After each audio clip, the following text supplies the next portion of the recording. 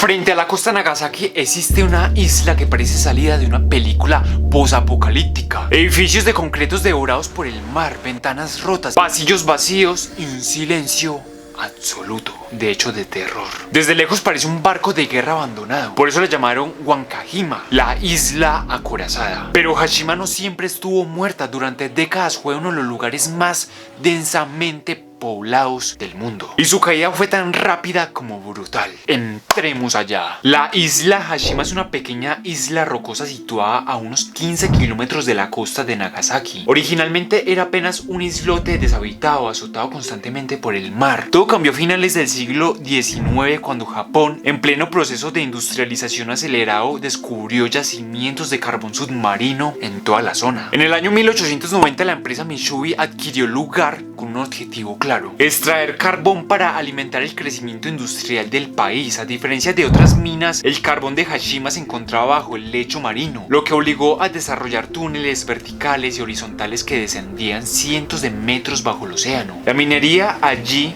no solo era compleja, era totalmente peligrosa. Para sostener la operación, Mitsui tomó una decisión inédita: construir una ciudad completa sobre la isla, donde definitivamente se ve la mentalidad asiática como es de diferente a nuestra mentalidad, por lo menos en esta parte del mundo. Aquí se demoran 3 años pintando una pared y allá construyen una ciudad completa en una isla. Pero bueno, siguiendo con la historia, literalmente encima de la roca, Hashima fue ampliada artificialmente con muros de contención de concreto para resistir tifones y el oleaje constante. Cada metro cuadrado era aprovechado al máximo. Se levantaron edificios de concreto armado, algunos de los primeros de ese tipo en Japón. Había bloques residenciales, escuelas, un hospital, tiendas, baños públicos, un cine, templos y espacios comunitarios. Todo concentrado en una superficie mínima, pero aquí también hay algo importante de compartir. No existían ni parques, ni árboles, ni tierra fértil. El concreto dominaba el paisaje, lo cual definitivamente psicológicamente no sé cómo les afectó. La isla fue diseñada como un sistema cerrado, no había espacio para crecer horizontalmente. No había posibilidad alguna de expansión natural, y para salir de allí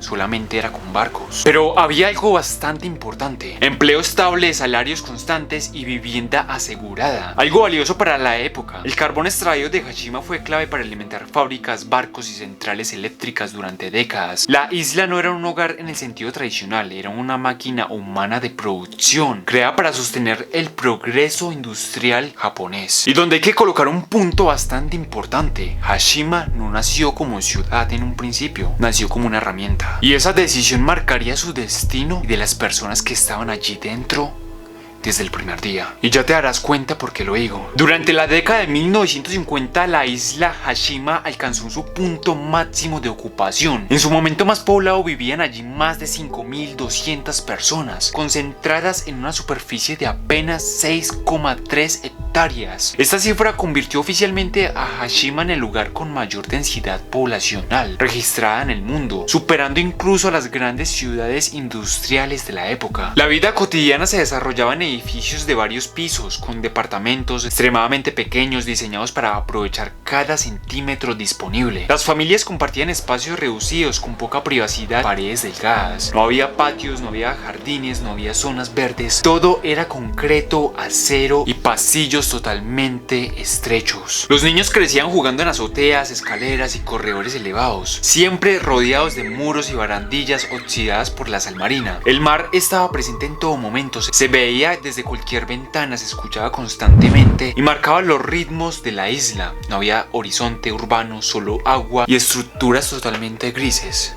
las cuales seguramente te colocaré fotos por acá. A pesar de lo extremo del entorno, la vida estaba totalmente organizada. Había horarios definidos, servicios básicos, escuelas, tiendas y actividades comunitarias. Hashima funcionaba como un sistema cerrado y autoeficiente, donde casi todo giraba en torno a la mina. El trabajo marcaba el tiempo y el tiempo marcaba la vida. Para muchos habitantes, yo diría la gran mayoría, Hashima no solamente era un lugar de trabajo, sino el único mundo que conocían. Si nacían nacías allí, crecías allí, si estudiabas allí, trabajabas allí. Salir de la isla no era común y dependía del clima y del transporte marítimo. Hashima aparentemente no era caótica, era controlada, tenía orden, era eficiente, pero lo que sí tenía es que era profundamente claustrofóbica, donde algunos definitivamente, yo incluyéndome, no serviría para vivir allí, ya que me considero bastante claustrofóbico, ya que era una ciudad completamente comprimida hasta el límite humano. Y lo que pasaría después cuando llegó la Segunda Guerra Mundial sería peor. Durante la Segunda Guerra Mundial, la historia de la isla Hashima mostró su rostro más oscuro. Mientras Japón intensificaba su producción industrial para sostener el esfuerzo bélico, la demanda de carbón aumentó de forma agresiva. Para mantener la mina en funcionamiento, el Estado japonés y las grandes corporaciones recurrieron a mano de obra forzada, principalmente de Corea y China, territorios entonces bajo dominio japonés. Para mantener la mina en funcionamiento, el Estado japonés y las grandes corporaciones recurrieron a mano de obra forzada, principalmente de Corea y China, territorios entonces bajo dominio japonés. Miles de trabajadores fueron trasladados contra su voluntad a complejos mineros, incluida Hashima. Una vez allí, quedaron atrapados en un entorno del que prácticamente no podían escapar. La isla estaba rodeada por muros de concreto y mar abierto. Abandonar el lugar sin autorización era totalmente imposible. Las condiciones de trabajo eran extremas. Las galerías mineras se extendían hasta 600 metros bajo el nivel del mar, donde el calor, la humedad y la falta de ventilación creaban un ambiente totalmente sofocante, imagínate nomás. Los trabajadores pasaban jornadas prolongadas respirando gases tóxicos, soportando derrumbes frecuentes y realizando tareas físicas extenuantes con escaso equipamiento de seguridad. Los accidentes eran comunes, el agotamiento de las enfermedades respiratorias y la malnutrición formaban parte de la rutina. Muchos trabajadores murieron, aunque las cifras exactas nunca quedaron claramente documentadas. Durante décadas, estos hechos fueron minimizados u omitidos en los registros oficiales japoneses, lo que convirtió a Hashima en un símbolo incómodo del pasado industrial de todo Japón. Tras la guerra, el tema quedó en silencio durante años. No fue sino hasta finales del siglo XX y principios del siglo XXI que historiadores, sobrevivientes y organismos internacionales comenzaron a exigir reconocimiento y memoria para quienes fueron obligados a trabajar allí. Hashima fue eficiencia, progreso y modernidad, pero también fue explotación, encierro y sufrimiento humano. Y esa contradicción sigue siendo hasta hoy uno de los aspectos más polémicos y debatidos de la isla. A comienzos de la década de 1970, la historia de la isla Hashima quedó sellado por un cambio global. Japón, que había reconstruido su economía sobre el carbón, comenzó a sustituirlo por petróleo, una fuente de energía más barata, eficiente y fácil de transportar. Las minas submarinas dejaron de ser rentables casi de la noche a la mañana. En abril de 1974,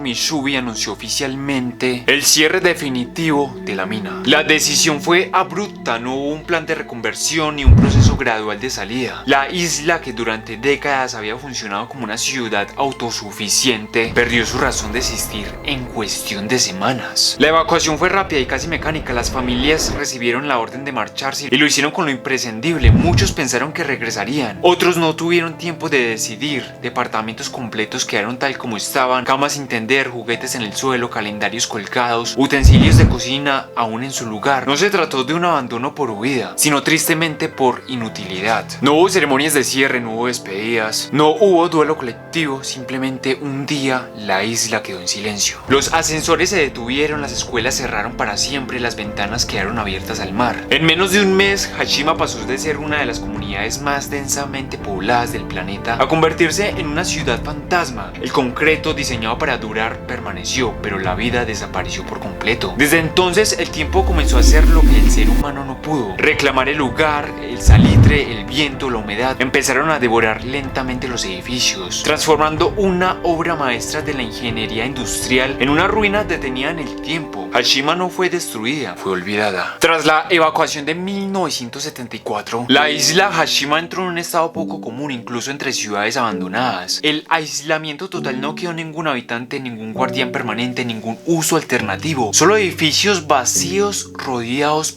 por mar abierto, lo cual se me hace un lugar muy curioso. Por esto mismo es un lugar donde definitivamente me gustaría mucho ir, porque soy una persona que definitivamente cree bastante en las energías, y teniendo en cuenta que fue un lugar donde muchas personas fueron obligadas a trabajar. Pero siguiendo con la historia, durante décadas el océano golpeó sin interrupción los muros de contención que habían sido construidos para resistir tifones. El viento atravesó departamentos enteros, entrando por ventanas sin vidrios y pasillos sin puertas. La salinidad extrema combinada con humedad constante comenzó a degradar el concreto armado, oxidando las estructuras internas y debilitando los edificios desde adentro. A diferencia de otras ciudades abandonadas, Hashima definitivamente no fue invadida por vegetación. No había tierra suficiente para que la naturaleza creciera de forma visible. En su lugar, el deterioro fue químico y estructural: grietas, desprendimientos, colapsos parciales. El tiempo no cubrió la isla de verde, la desmoronó lentamente. Los edificios que alguna vez representaron la vanguardia de la ingeniería urbana japonesa, la cual es una mentalidad que admiro mucho, se convirtieron en ruinas verticales, escaleras que no llevan a ningún lugar, aulas vacías, hospitales sin camas, cines sin pantallas. Hashima no fue abandonada para convertirse en atracción, no fue diseñada para dar miedo. Su condición de ciudad fantasma es el resultado directo de una decisión industrial. Cuando el recurso dejó de ser útil, el lugar dejó de importar. La isla quedó congelada en el último día de actividad humana, convirtiéndose en un registro físico de cómo una comunidad entera puede desaparecer sin guerra, sin desastre natural y sin explosión, solo por obsolencia. Hashima no cuenta una historia sobrenatural, cuenta la historia de lo que ocurre cuando el progreso avanza y no mira para atrás. Con el paso de los años, la isla Hashima comenzó a generar relatos que no nacieron de hechos documentados, sino del impacto que produce un lugar completamente vacío y detenido en el tiempo. Visitantes ocasionales, periodistas y equipos de exploración urbana hablaron de pasos en edificios donde no había nadie, sombras proyectadas por estructuras derruidas y ruidos metálicos provocados por el viento, el mar o el colapso lento de los materiales, o a lo mejor de alguna cosa que nunca sabremos, a menos de que vayas y nos cuentes acá en comentarios. No existen registros oficiales ni estudios científicos que indiquen actividad paranormal en la isla. Las autoridades japonesas y los informes técnicos coinciden en que los sonidos y movimientos se explican por causas ambientales, corrientes de aire, cambio de presión, corrosión del acero interno y el constante golpeteo del océano contra las bases de concreto. Sin embargo, el efecto psicológico del lugar es real. Hashima fue diseñado para estar llena de vida humana las 24 horas del día. Cuando esa vida desapareció de golpe, lo que quedó no solo fue arquitectura vacía, sino ausencia. Pasillos construidos para miles de personas hoy amplifican el silencio. Departamentos familiares conservan la forma de una rutina que nunca volvió. Escuelas sin niños, hospitales sin pacientes, calles totalmente vacías y claramente sin pasos. Pero hay que tener algo claro: la mente humana puede buscar significados en el vacío. El cerebro completa lo que falta: movimiento, presencia, intención, no porque algo esté ahí, sino porque durante décadas algo sí estuvo y desapareció sin dejar transición. Hashima no asusta porque sucedan cosas extrañas, asusta porque ya no sucede nada, porque demuestra que una comunidad entera puede desaparecer sin dejar eco humano, dejando solo estructuras que parecen esperar sin saber a quién. Y ese silencio absoluto, más que cualquier leyenda, es lo que convierte a la isla en un lugar totalmente inquietante. En el año 2015, la isla Hashima fue nombrada Patrimonio de la Humanidad por la UNESCO dentro de un conjunto llamado Sitios de la Revolución Industrial de Japón. El reconocimiento se otorgó por su valor histórico como ejemplo extremo del desarrollo industrial japonés entre los siglos XIX y XX. Pero la decisión definitivamente no estuvo exenta de polémica. Corea del Sur y otros sectores internacionales criticaron el nombramiento, señalando que el reconocimiento no abordaba de forma suficiente el uso de trabajo forzado durante la Segunda Guerra Mundial. Como respuesta, Japón aceptó incluir explicaciones oficiales sobre ese pasado en los espacios informativos relacionados con la isla. Actualmente, Hashima no está abierta en su totalidad, solo un recorrido muy limitado y controlado puede visitarse, siempre acompañado por guías autorizados. El resto de la isla permanece cerrada debido al deterioro estructural, edificios inestables, riesgo de derrumbes y exposición constante a condiciones marinas extremas. Japón hoy por hoy mantiene la isla como un sitio de memoria, no como un espacio habitable. Se conserva para observar, estudiar y recordar, no para revivir. Hashima existe hoy como un testimonio físico de hasta dónde puede llegar una sociedad cuando prioriza la productividad sobre el bienestar humano.